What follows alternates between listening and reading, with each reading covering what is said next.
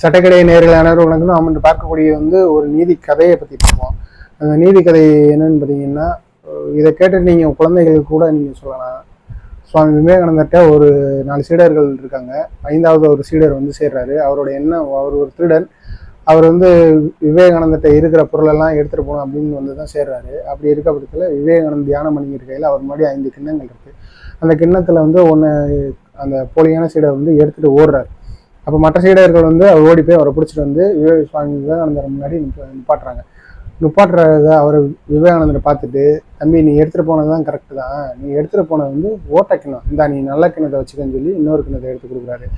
இதை பார்த்து மனம் திரும்பி போன அந்த திருட்டு சீடர் ஒழுக்கமாக நல்ல சீடராக மாதிரி இருக்கார். ஸோ எந்த ஒரு தப்பு நடந்தாலும் அவர் திருந்ததுக்கு ஒரு சான்ஸ் கொடுத்து அவங்கள நல்லவங்கள மாற்றலாம் அப்படின்றதுக்கான ஒரு கதை தான் இது. நன்றி, வணக்கம்.